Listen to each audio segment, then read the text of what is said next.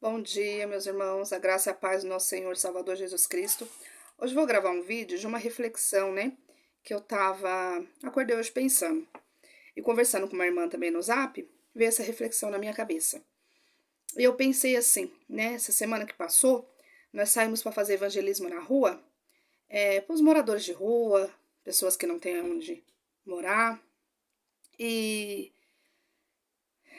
é como que eu posso dizer? É uma sensação de impotência que a gente tem diante de tanta coisa que a gente vê acontecer. E no meio dessa evangelização de rua, a gente levou um lanchinho para eles comer e levamos o Evangelho de Jesus Cristo. Tenho até aqui um livrinho de João e Romanos. É tanto livro aqui, mas eu vou achar aqui. Aqui, ó. Levamos um desse aqui, ó. João e Romanos, para eles lerem. É a Bíblia aqui, a parte de João e Romanos, falando sobre o Evangelho. Eu achei muito bonito, porque assim, a gente levou o pão e o leite. Mas aí eu percebi que tinha pessoas que colocavam o pão e o leite no chão e ia ler o livro. À noite, assim, sabe? De madrugada. Quase não dava para ler e eu vendo lá eles lendo aquilo ali. E aquilo me chamou a atenção. Qual que era a fome maior deles? Ela era a fome de alimento para a carne ou era para a alma? E aquilo me fez refletir. E hoje pensando, e até trouxe uma reflexão para nós.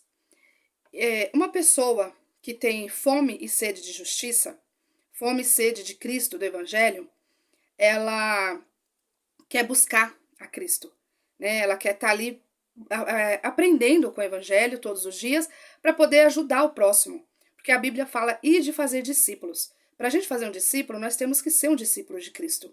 E a pergunta que ficou para mim foi assim: eu sou uma discípula de Cristo? Eu estou fazendo a vontade de Cristo?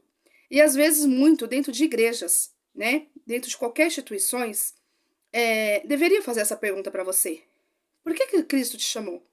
Porque a ovelha conhece a voz do pastor. Você conhece a voz do seu pastor? Você sabe para que Cristo te chamou?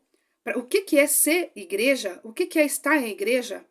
O que nós precisamos estar dentro da nossa comunidade, amando uns aos outros, se respeitando e saber que todos somos pecadores, que Cristo nos regenerou através da cruz, do sacrifício dele? E ali nós nascemos de novo, somos novas criaturas e começamos a andar em santidade com Cristo. E as coisas velhas ficam para trás. Nós nascemos de novo, Nós não somos mais os mesmos. Então nós temos que, quando a gente nasce com Cristo, nós temos que começar a nossa caminhada com Cristo. E aí vem a mudança, Todos os dias um pouquinho, porque é a consagração. E isso é dia após dia. Eu costumo dizer que eu estou em construção. Uma construção que não tem fim, até o último dia da minha vida. E essa construção requer muito cuidado.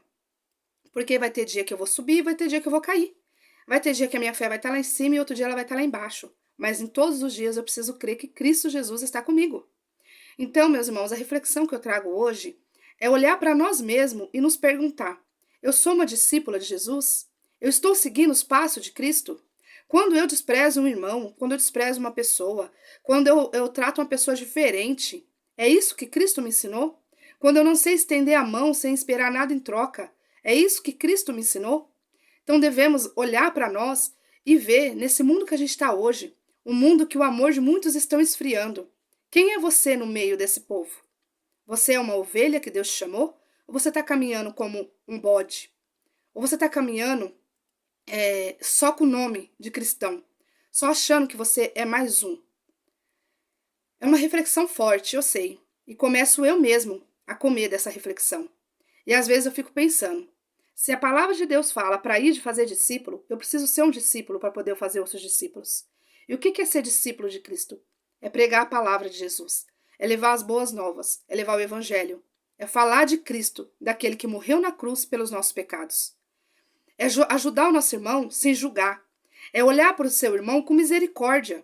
E não ficar olhando para ele e querendo, aquela pessoa está passando por isso porque Deus deve estar provando a mão. Aonde está o seu amor? Aonde está o meu amor? Em quem nós estamos se espelhando nesse mundo caído? Em Jesus? Vamos rever, a nossa vida. Em quem a gente está seguindo? Os passos de Cristo? Devemos nascer de novo, ser novas criaturas. E eu vou deixar uma reflexão maior para vocês aqui ainda. Eu estava pensando aqui, né? Uma pessoa que ela nunca ouviu o evangelho e ela entra hoje numa igreja que tem o evangelho, ou ela lê a Bíblia e o evangelho alcança o coração dela, as escamas dos olhos caem, essa pessoa tem fome e sede de justiça. Ela quer mais e mais de Deus. E ela não consegue ficar com isso sozinho para ela, ela quer passar, porque ela sabe que só essa água vai matar a sede e só esse pão vai matar a fome. E vai matar pro resto da nossa vida. Porque um cristão, quando ele é regenerado, um cristão, quando ele é convertido, ele não tem mais essa fome. Porque a Bíblia mata essa fome. A palavra de Deus mata essa fome e essa sede. E aí eu fico pensando, um mendigo que nunca viu um banquete, e você pega esse mendigo e coloca ele sentado na mesa de uma pessoa rica, que tem um banquete enorme de comida e várias variedades, esse mendigo vai se deleitar. E ele vai querer comer de tudo. E ele vai olhar aquilo ali e vai falar assim, nossa, eu nunca tive isso. E ele vai ser grato por causa daquela oportunidade. Dele estar ali sentado com vários tipos de comida na frente dele, porque ele nunca viu aquilo. Uma pessoa com menos necessidade, né, com baixa necessidade financeira, nunca viu uma mesa farta que você pode escolher o que você quer comer. Então, na hora que ele vai comer daquele alimento, ele vai ser grato e ele vai se fartar daquilo. Ele nunca vai esquecer mais daquele momento. Esses somos nós, os cristãos. A gente somos mendigos à busca de um pão e de uma água, que é Cristo Jesus. Nós merecíamos o inferno, mas Cristo morreu na cruz e deu de presente para nós, favor imerecido, a graça do Filho de Deus, Jesus. Foi através do sacrifício de Jesus que Cristo veio para nos salvar. Nós somos pecadores, merecíamos estar no inferno. Se Jesus jogasse todo no inferno, Deus condenasse toda a humanidade, ele estaria sendo justo. Mas ele deu esse presente para nós. E o que você está fazendo desse presente que você recebeu? Você está se deleitando? Ou você está fazendo que nem aquela pessoa que é rica, que ela tem de tudo na vida, e ela olha para aquela mesa e vira e fala assim, ai, não tem nada aqui que eu goste. Eu não quero comer isso aqui hoje, já estou cansado de comer isso aqui. Por quê? Porque ela tem, e ela não sabe o que é não ter. Isso é uma parte que eu estou falando para a gente refletir, e a gente vai para a nossa parte, né, da Bíblia. Quem tem o evangelho, muitas das vezes, pessoas que já nasceu numa igreja bíblica, que ouvindo a palavra de Deus, a verdade do evangelho, não dão valor naquilo que tem. Eles não sabem se deleitar na palavra de Cristo. E eles vivem como se não tivesse conhecido Jesus, como se não tivesse conhecido Cristo da Bíblia. E quem não tem, e o evangelho está alcançando, eles estão indo com sede e fome, de se deleitar, de comer e de levar, porque eles querem levar para outras pessoas. A pergunta que a gente fica pra gente hoje, quantas pessoas você está evangelizando? Para quem você está falando de Cristo? Como você está vivendo a tua vida hoje? Meu irmão, esse vídeo que eu estou fazendo hoje é uma reflexão para mim e para vocês. Reflita como você está vivendo hoje. Você é um cristão? Você é um convertido? Ou você é um religioso? Ou você ainda não teve encontro com Cristo? Ou você ainda não se deleitou na graça do Senhor Jesus? E eu vou deixar aqui uma mensagem que eu estava vendo aqui. Bem-aventurados que têm sede de justiça, porque serão fartos. Jesus usa uma imagem bastante forte para ilustrar a gana do discípulo pela justiça. Fome e sede, o espírito do discípulo alimenta-se da justiça com a mesma gana que o corpo precisa de água e pão. A fome e a sede da justiça são uma condição espiritual, um modo de ser natural dos discípulos de Jesus. Quando a gente vira discípulo, nós quer comer mais da palavra de Deus. E nós se alimentando, nós tem ali para alimentar outras almas. As faces da justiça. Jesus disse, se a vossa justiça não exceder a dos escribas e fariseus, de modo nenhum entrareis no reino dos céus. Mateus 5:20.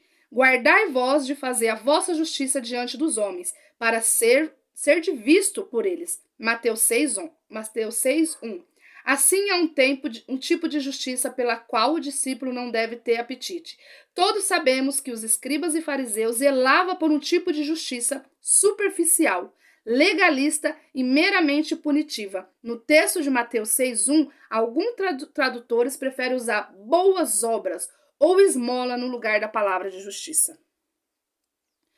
No caso, a justiça do religioso traduz-se benevolência ao necessitado. Todavia, mesmo que dê esmola ou fazer boas obras, possam também representar atos de justiça.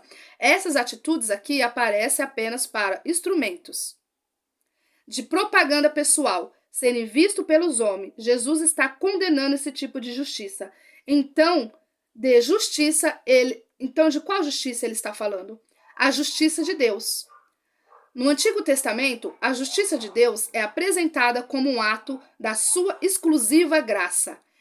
Ela é estendida dentro do conceito da redenção e salvação, e não apenas da punição e condenação. Assim, aquele que é salvo, e por causa da justiça de Deus, não é a nossa justiça, como consequência das atitudes dos ímpios, no Antigo Testamento apresenta Deus muito mais como salvador dos humildes, marginalizados, oprimidos ou fora da lei. O justo na Bíblia é entendido como alguém alcançado pela graça. Deus sem as obras da lei, alcançado pela graça de Deus sem as obras da lei. Esse é um justo que o Senhor Jesus separa, né? São santos separados para viver a boa obra que Cristo já preparou para nós. Então nós somos justos não por causa de nós, mas por causa de Cristo. Quando Deus olha para nós, ele não vê eu, ele vê Cristo, ele vê Jesus. Porque se ele olhasse para mim e visse eu já estava condenada. Eu não tenho nada em mim que possa me salvar. Mas Cristo morreu por mim. Então Jesus vive em mim. Então Deus olha para mim e vê Jesus. Vê o sacrifício, né, de Cristo. A justiça, relação humana, é meritória. Receba-se aquilo que merece. Legalista e punitiva. A justiça divina, por outro lado, também redentora, justiça da salvação, chega a ter o mesmo sentido. Precisamos resgatar o conceito de graça de Deus, como favor de um Deus soberano para com os pequeninos, que nada pode lhe dar em troca. Gente, precisamos resgatar o conceito da graça de Deus, como favor de Deus soberano, para os pequeninos que somos nós. E que nada podemos dar em troca. Assim, todo orgulho e toda jactância são banidos, não havendo mérito de justiça em nós próprios. Não havendo justiça própria em ninguém. Meu Deus. Para falar a respeito da justiça de Deus, Paulo recorre a um texto antigo de Davi.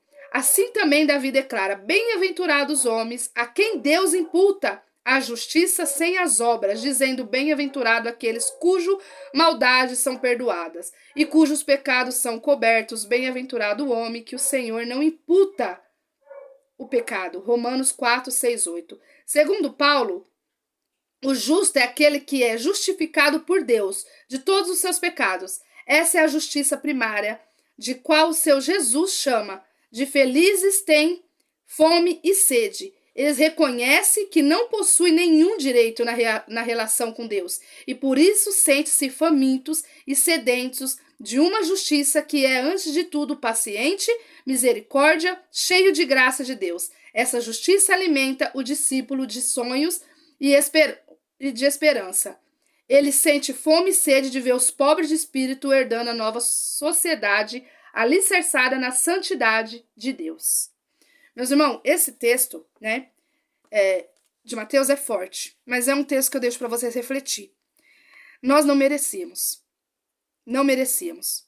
E um cristão consagrado, genuíno, separado para Cristo e convertido, ele vai entender que ele não merecia a graça. Não merecia Jesus. Nós merecíamos o inferno. Mas Cristo veio, morreu na cruz, pagou os nossos pecados, imputou nele todos os nossos pecados e nos deu a salvação, mediante a fé em Cristo Jesus.